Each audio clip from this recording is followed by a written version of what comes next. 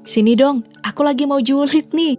Tahu gak sih kalau ada nih satu profesi di Indonesia yang ternyata gajinya itu beda jauh banget dengan di luar negeri. Nama profesinya adalah arkeolog atau ahli arkeologi. Iya, itu loh pekerjaan yang mempelajari keseluruhan kehidupan masa lampau lewat peninggalan sejarah. Di Indonesia ya, gaji arkeolog ternyata cuma berkisar 4 hingga 7 juta rupiah dalam sebulan. Sedangkan di luar negeri bisa sampai 800 juta atau 100 kali lebih besar. Wah, ini sih beda jauh pakai banget ya namanya. Padahal seorang arkeolog punya peran penting loh di zaman sekarang. Apalagi ada tuh beberapa benda penemuan arkeolog yang sampai sekarang masih jadi misteri.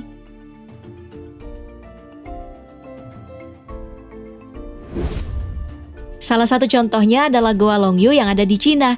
Pertama kali gugusan goa ini ditemukan tahun 1992 di desa Xian, Beichan, Longyu, Cina, setelah seorang pria yang tanpa sengaja menemukan sumur tidak biasa di sana. Dengan beberapa keyakinan, dirinya kemudian memompa seluruh air keluar dari mulut sumur itu. Setelah 17 hari memompa, muncullah pintu menuju sebuah goa raksasa.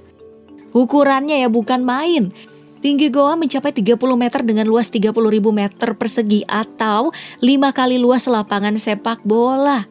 Bukan cuma luas, goa ini juga dipenuhi dengan pahatan indah. Mulai dari pahatan naga di tiang goa yang menjulang tinggi hingga pahatan dewa pada dinding-dinding goa. Tentu saja hal ini dilakukan dengan tidak mudah. Sejak penggalian pertamanya tadi, sekarang jumlah goa yang telah ditemukan sudah mencapai 36 goa dengan ukuran yang hampir mirip. Dari prediksi para arkeolog, goa-goa ini ya dibangun 2000 tahun lalu, sekitar 200 tahun sebelum Masehi di zaman dinasti Qin. Prediksi ini kemudian membawa para arkeolog ke pertanyaan yang lebih besar.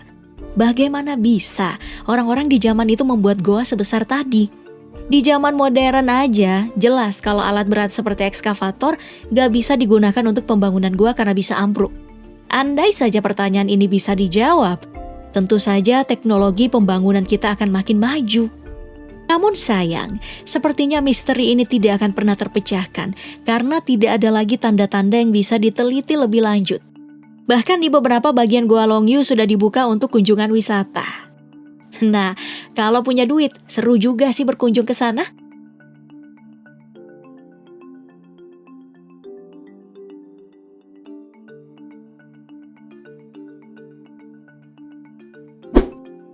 Bukan cuma di Cina, Rusia juga memiliki satu penemuan arkeolog yang masih sulit dijelaskan, yaitu pilar Manpupuner.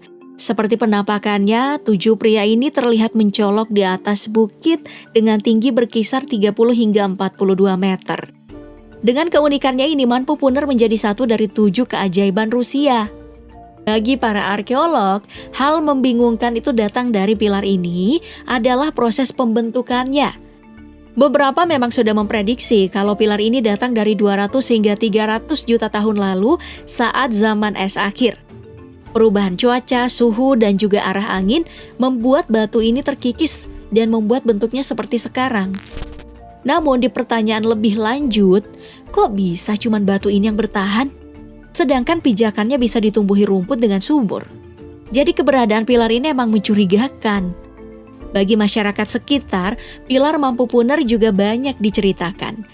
Dalam mitosnya, pilar ini adalah perwujudan raksasa yang ingin datang ke pegunungan Vogolski untuk memusnahkan manusia. Namun di perjalanan saat mencapai Manpupuner, para raksasa dikalahkan oleh dukun kampung dengan memerangkap mereka dalam batu raksasa yang kita lihat sekarang ini. Kira-kira kalau batunya dibelah ada beneran gak ya?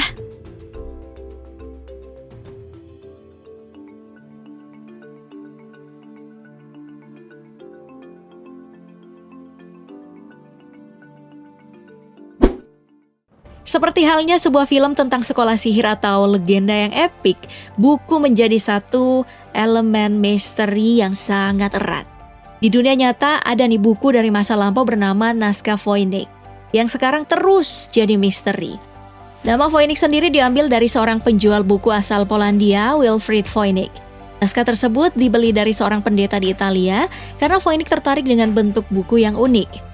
Namun, walau diberi nama naskah ataupun disebut buku, barang ini sampai sekarang gak bisa dibaca. Huruf yang ada di dalam naskah tersebut tidak diketahui berasal dari bahasa apa. Naskah ini juga dipenuhi dengan gambar aneh seperti dalam sebuah mimpi, mulai dari naga, kastil terbang, hingga tanaman aneh. Pokoknya buat bingung banget deh kalau lihat. Makanya dari kebingungan yang ditimbulkan dalam naskah ini ada 3 spekulasi yang beredar. Spekulasi pertama, naskah Voynich adalah sebuah kode rahasia untuk suatu kelompok. Kedua adalah kebohongan besar dari Voynich agar terkenal. Lalu yang ketiga adalah bahasa di naskah tersebut memang datang dari peradaban yang hilang. Bahkan beberapa orang menganggap naskah ini bisa saja ditulis oleh alien. Cuman ada satu hal yang jelas soal naskah Voynich, yaitu benda ini berasal dari tahun 1420. Kira-kira apa ya yang naskah Voynich ini jelaskan? Apa kehidupan di planet berbeda atau bumi di masa lalu? Asli sih, bakal epik kalau kejelasan naskah ini terungkap.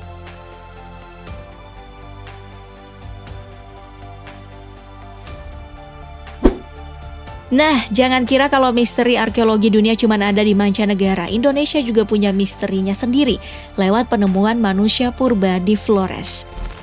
Pada 2004 kemarin, sekelompok arkeolog Indonesia di Liang Bua, Flores menemukan tulang belulang makhluk purba yang kemudian dikenal sebagai Homo floresiensis.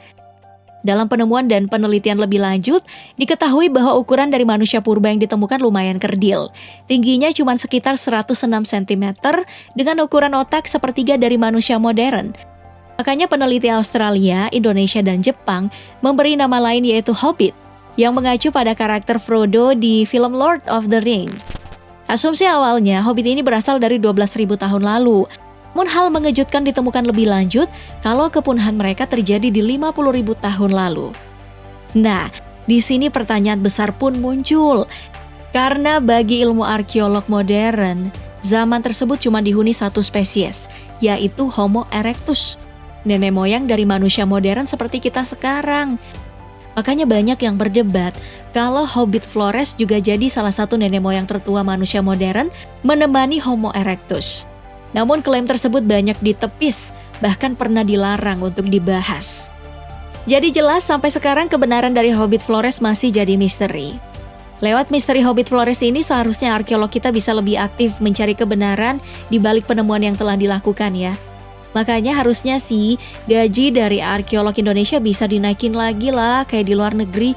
Bisa aja kan jadi motivasi untuk memecahkan misteri Hobbit Flores agar dipecahkan secara mandiri. Nah itu tadi video kali ini dan sampai jumpa di video berikutnya.